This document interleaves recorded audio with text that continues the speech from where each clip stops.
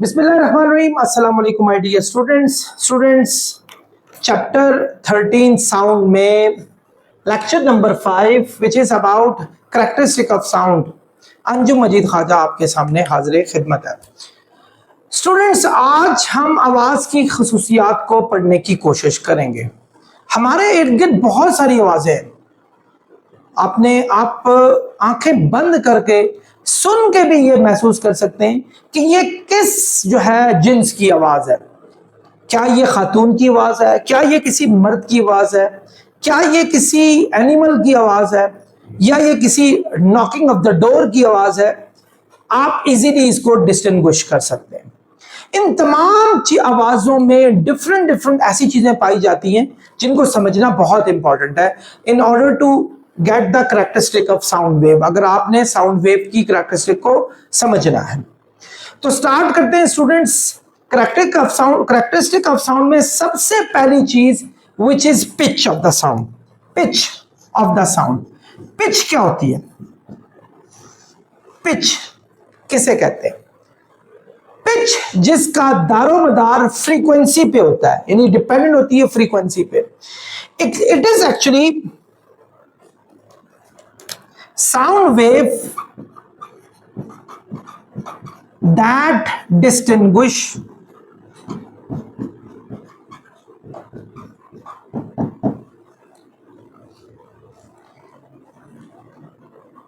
shrill और grave sound,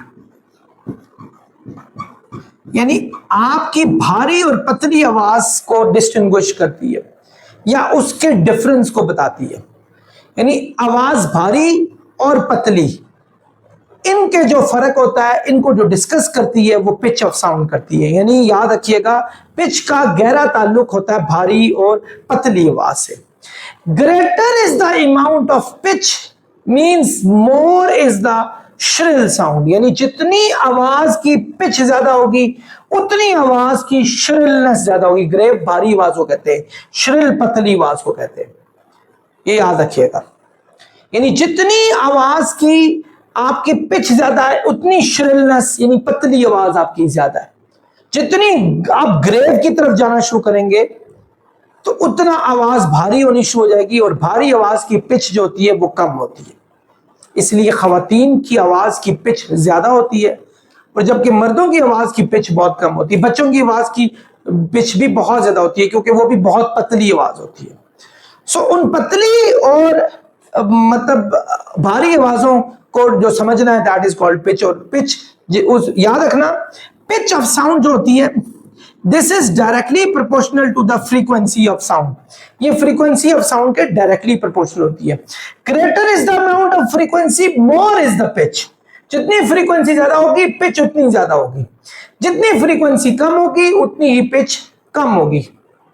students, अगर pitch of sound को मजीद समझा जाए तो फर्ज करें अगर आपकी जो एक ग्रेव साउंड है, यानी एक ऐसी साउंड के जो के मतलब भारी आवाज हो, तो वो अगर फर्ज करो हम एम्पलीट्यूड को कांस्टेंट रखते हैं, यानी एक खास किस्म का एम्पलीट्यूड, तो वो अगर आपकी वेवलेंथ ऐसे प्रोड्यूस कर रही है, ये कितनी वेवलेंथ्स आ रही है हमारे पास 1 और 2, तो आपकी जो श्रिल साउंड होगी जिसकी फ्रीक्वेंसी ज्यादा होगी वो ऑब्वियसली 1 सेकंड में ज्यादा वेव्स पैदा करेगी। यानी वो हमारे पास यूं यूं उसमें पैदा होगी। और एम्पलीट्यूड को हमने कांस्टेंट रखा है, थोड़ा सा ये छोटा हो गया एम्पलीट्यूड को हम कांस्टेंट ही रखते हैं। ये देख लीजिएगा, थोड़ा सा ये जो है मेसी हो गया। ये फर्ज करें ये, तो आप देखें 1 2 3 4 वेवलेंथ हुई और ये हमारे पास 2 वेवलेंथ हुई। तो इसका मतलब हुआ कि ये वाली साउंड इसकी निस्बतन 2 टाइम्स ज्यादा श्रिलर है as compare to this one. तो ये था एक छोटा सा इसका जायजा। नेक्स्ट हम स्टार्ट करते हैं पिच के बाद है करैक्टरिस्टिक ऑफ साउंड में एक सबसे इंपॉर्टेंट चीज है that is loudness. Loudness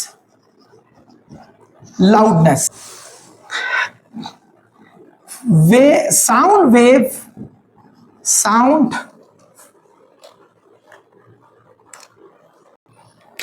waves that distinguish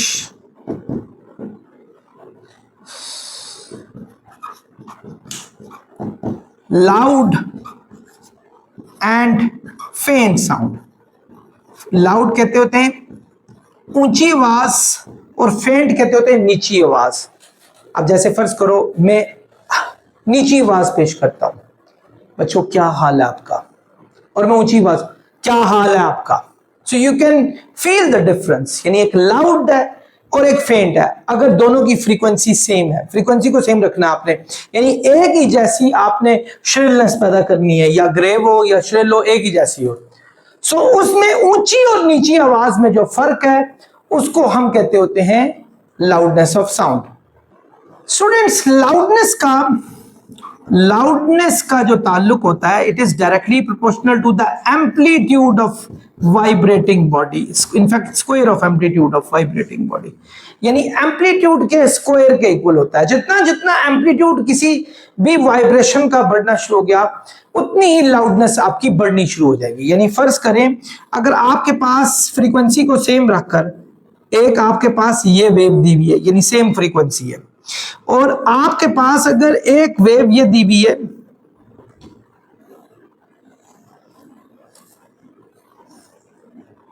फर्ज करें एक वेव ये दी है, यानी दोनों की हमारे पास फ्रीक्वेंसी सेम है, क्योंकि ये भी 1 2 3 इसने किया कंप्लीट, ये भी 3 इसने कंप्लीट किए, तो फ्रीक्वेंसी सेम है। लेकिन आप देखें इसका एम्पलीट्यूड, यानी यहां से यहां तक डिस्टेंस, इसका डिस्टेंस देखें, दोनों में गहरा बहुत ही मैसिव फर्क है।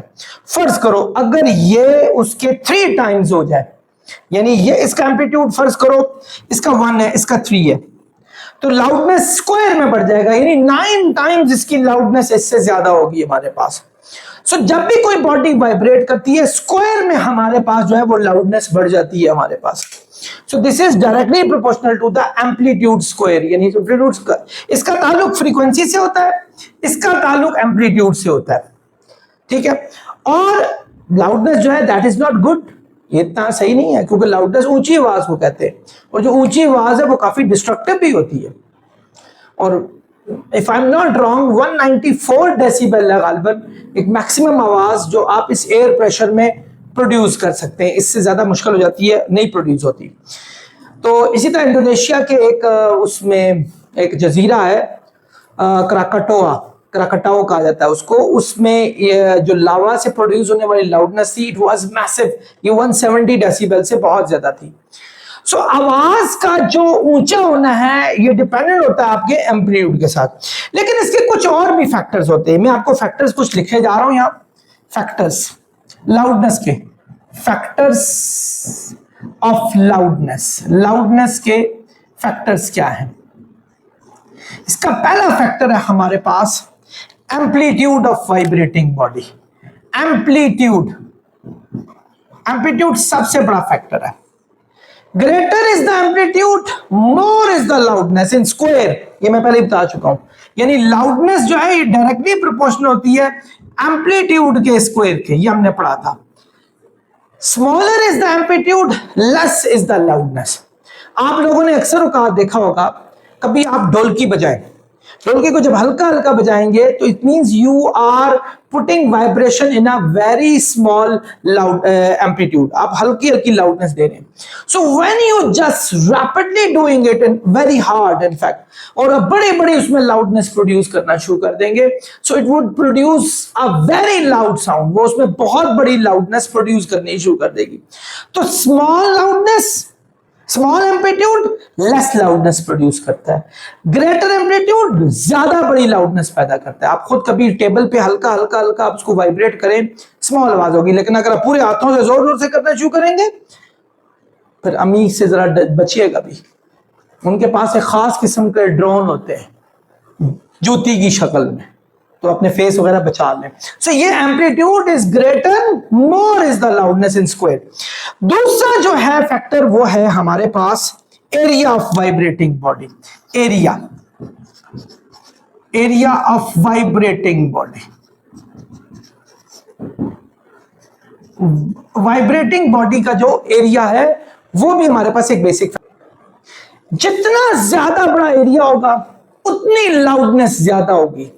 यानी आप ये कह सकते हैं कि जो लाउडनेस है वो डायरेक्टली प्रोपोर्शनल होता है एरिया के, जितना ग्रेटर एरिया है उतना ही लाउडनेस होगा। याद रखने लाउडनेस की एक यूनिट होती है डेसिबल, जो आगे आगे जाकर आप पढ़ेंगे। तो फिलहाल हमारे पास जितना बड़ा लाउडनेस होगा, जितना बड़ा एम्पलीट्यूड होगा, एरिया होगा, एम्पलीट्यूड पहले भी है तो आप इससे ये ना हो कि मिसलीड हो जाए, जितना बड़ा एरिया होगा उतनी ही लाउडनेस ज्यादा होगी।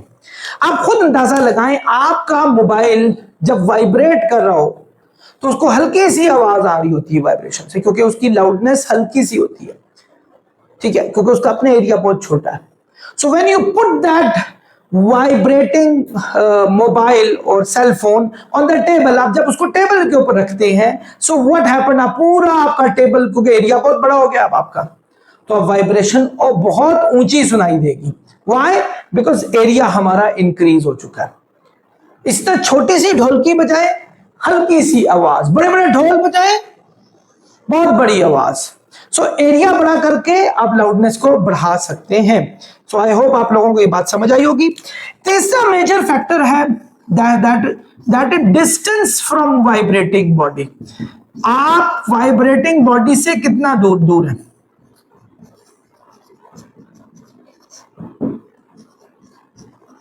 यानी डिस्टेंस ऑफ वाइब्रेटिंग बॉडी, आप वाइब्रेटिंग बॉडी से कितना दूर है।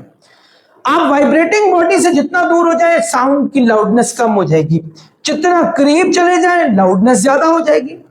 इसकी एक रीजन भी है कि लाउडनेस एक्चुअली एक एनर्जी है, ये आगे जाकर एनर्जी जो है वो हमारे डिफरेंट हवा में एब्जॉर्ब हो जाती है, तो जिससे लाउडनेस कम होनी शुरू हो जाती है, यानी एम्पलीट्यूड डाउन हो जाता है, जिस वजह से क्या होता है कि आगे जाके वो लाउडनेस कम हो जाती है हमारे पास। आप इसकी सबसे अच्छी एग्जांपल देखें। अब जब मैं स्टूडेंट्स को पढ़ाऊंगा, मैं तो ऊंची आवाज में पढ़ाऊंगा, क्योंकि मेरे सामने 40-50 स्टूडेंट्स होंगे जो कि पूरे हॉल में बैठे हुए, जैसे इस वक्त भी कुछ स्टूडेंट्स बैठे हैं मेरे सामने, मैं ऊंची आवाज में सुनाऊंगा। लेकिन अगर मैंने अपने घर में किसी से बात करनी हो, अपने भाई से या बहन से बात करनी हो, मैं ऐसा तो नहीं सुनाऊंगा, हाँ भाई लाउडनेस जो है, वो कहेगा भाई आराम से, क्या हो गया आपको, आराम से बोले। क्यों? क्योंकि हमारा डिस्टेंस कम है, उसको वैसे ही लाउडनेस ज्यादा फील हो रही है। तो डिस्टेंस कम हुआ, लाउडनेस ग्रेटर, डिस्टेंस बढ़ा, लाउडनेस हमारे पास कम, यानी लाउडनेस जो होती है वो इनवर्सली प्रोपोर्शनल होती है डिस्टेंस के, यानी जितना डिस्टेंस बढ़ेगा आवाज कम हो जाएगी। अब एक बंदा स्पीच डिलीवर कर रहा है और दूसरा बंदा उससे 200 मीटर दूर बैठा हुआ है, और एक बंदा जो है उसके पास बैठा हुआ है। जब दोनों दोस्त आपस में मिलते हैं तो पहला दोस्त दूसरे दोस्त से कहता है, हाँ भाई बड़ी जबरदस्त तकरीर की आज सर ने, तो कहेगा यार खाक की है, मुझे तो आवाज ही नहीं है, उनकी तो आवाज ही निकलती मुंह से। मैंने कहा भाई तू 200 मीटर दूर बैठा हुआ था, तुझे कहां आवाज आएगी। सो लेंथ बढ़ने से लाउडनेस शॉर्ट हो गई, लेकिन जो पास बैठा था उसके पास डिस्टेंस कम था, लेकिन उसके लिए वही लाउडनेस बहुत ज्यादा थी। सो डिस्टेंस के बढ़ने से लाउडनेस क्या हो जाती है, कम हो जाती है। ये इनवर्सली रिलेट करता है। और चौथी चीज आती है हमारे पास, दैट इज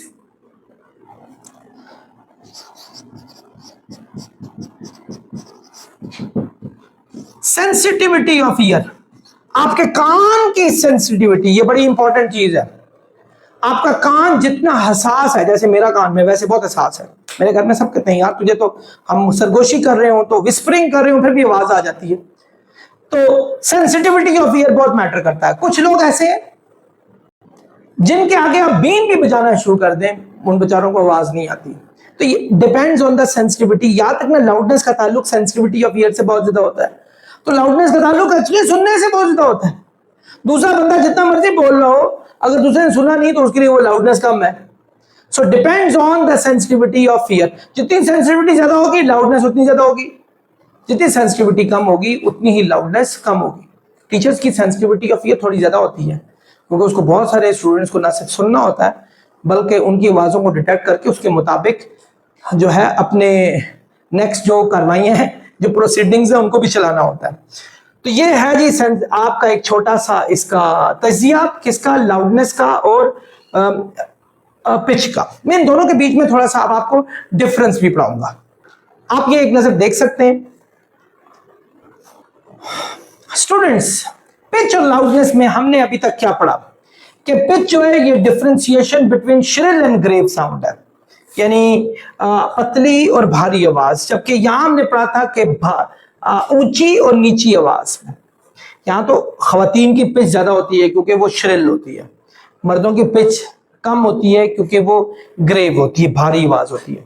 जबकि यहाँ ऊंची नीची किसी की आवाज भी हो सकती है, खवातीन की भी और मर्द की भी। जिसका गला जरा अच्छा खासा वाइब्रेट कर सकता है, एम्पलीट्यूड क्रिएट कर सकता है, उसकी आवाज ज्यादा होगी। इंडिपेंडेंट ऑफ एनर्जी रिसीव, क्योंकि इसका ताल्लुक कान से था, मैंने आपको पहले बताया था कि ईयर सेंसिटिव जितने ईयर होंगे वो हमारे पास, उनके लिए लाउडनेस ज्यादा होगी। जिनके सेंसिटिव ईयर नहीं होंगे उनकी लाउडनेस कम होगी। जबकि यहाँ ये इंडिपेंडेंट ऑफ यही था, यानी कान की जो रिसीव हो रही है एनर्जी वो इस पे डिपेंड है, लेकिन इस पे डिपेंडेंट नहीं है। ये फ्रीक्वेंसी से ताल्लुक था और ये एम्पलीट्यूड से इसका ताल्लुक था।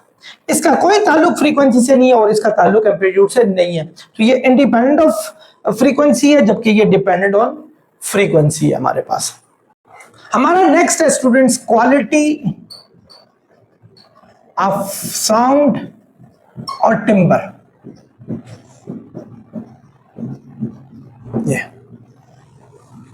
What is quality of sound? Dear students, फर्ज करें दो बहनें हैं, अगर वो दोनों एक ही इंटेंसिटी से बात करती हैं, सॉरी एक ही फ्रीक्वेंसी से यानी पिच से आवाज निकालती हैं और लाउडनेस भी उनकी एक है, और उनका भाई जो कि सिर्फ अपनी बहन की आवाज पीछे से सुनता है, यानी वो देख नहीं रहा, तो वो इजीली बता देगा कि वो एक्चुअली ए बहन थी या बी बहन थी। मतलब नाम आप कोई भी, सायरा और मायरा फर्ज करें कि वो सायरा बोली या मायरा बोली।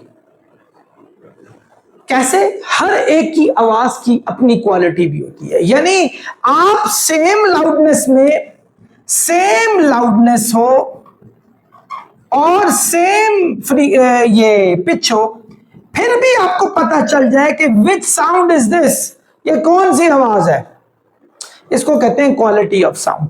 हर एक की अपनी क्वालिटी ऑफ साउंड होती है। आप फर्ज करें ये दोनों चीजों को बैलेंस करके आप एक कमरे में, एक बंदा आप कोई भी किसी किस्म का बीन बजा रहा है, फ्लूट, बीन को फ्लूट कहते होते हैं, और एक पियानो बजा रहा है, तो आप दूसरे कमरे में बगैर देखे ये बता सकते हैं कि ये हमारे पास फ्लूट बजी है या ये आपकी पियानो जो है ना वो आपका वो बजा है। क्योंकि हर एक की अपनी क्वालिटी होती है, हर एक का अपना रिदम होता है। जितना रिदम अच्छा हो, जितना बड़ा रिदमेटिक आवाज हो, उतनी क्वालिटी जबरदस्त होती है। और कुछ ऐसी मिक्स्ड भी रिदम होते, जैसे ये, लेकिन मतलब ये डिफरेंट है, आई एम सॉरी, इसको थोड़ा सा मतलब इस तरह की आवाज, दोनों में फर्क देख लें, एक वाज़ेह फर्क आपको नजर आ रहा है, आपको पता चल जाएगा कौन सी स्मूथ आवाज है और ये किस चीज की आवाज है। ठीक है, तो क्वालिटी ऑफ साउंड से भी आप बहुत ही इंपॉर्टेंट चीजों को डिस्कस कर सकते हैं। क्वालिटी इन टिम्बर जो है, इसमें हम सम टाइम ऐसा करते हैं, हमें हार्मोनिक आवाज की जो फ्रीक्वेंसी है उससे भी, उसको भी पता चला सकते हैं और डायनामिक को भी बता सकते हैं। डायनामिक के वाले से तो मैंने बताया, हार्मोनिक में यूं होता है, फर्ज करें एक आवाज ने अगर इस ए पॉइंट से बी में जाना है, तो इसकी ओवरटोन फ्रीक्वेंसी कितनी है, ओवरटोन फ्रीक्वेंसी कितनी है। यानी फर्ज करें आपको एक बात बताता चलूं कि साउंड होता क्या है। साउंड में आप एक्चुअली जब आवाज निकालते हैं तो एक्चुअली जो आपके सामने एयर कॉलम होते हैं वो क्या करते हैं, वाइब्रेट करते हैं और उनके मॉलिक्यूल्स वाइब्रेट करते हैं और वही वाइब्रेशन एक जगह से दूसरी जगह तक चली जाती है। तो वो किस फ्रीक्वेंसी से, इनकी खास हार्मोनिक फ्रीक्वेंसीज होती हैं जिनको ओवरटोन फ्रीक्वेंसीज कहा जाता है। अगले साल फर्स्ट ईयर में आप लोगों ने इसको भी पढ़ना है। तो वो किस फ्रीक्वेंसी से एक जगह से दूसरी जगह तक ट्रांसफर हुई है, वो भी आपकी क्वालिटी ऑफ साउंड को डिस्कस करती है। सो आई होप स्टूडेंट्स आप लोगों को ये सारा लेक्चर जो है वो समझ आया होगा। नेक्स्ट लेक्चर तक आपसे इजाजत चाहूंगा, अपना बहुत ख्याल रखिएगा, सब्सक्राइब करें, लोगों तक शेयर करें। अगर आपको वाकई कुछ चीज समझ नहीं आती लाजमी कमेंट में पूछें। आपने देखा होगा कि मैं आपको जवाब साथ साथ देता हूँ, हालांकि मेरे पास टाइम होता नहीं, आमतौर पे मैं इवनिंग में एक शॉर्ट टाइम में ये सब चीजें पढ़ा रहा होता हूँ। ये स्टूडेंट्स भी मेरे पीछे बैठे हुए होते हैं। अपना बहुत ख्याल करें, अल्लाह हाफिज।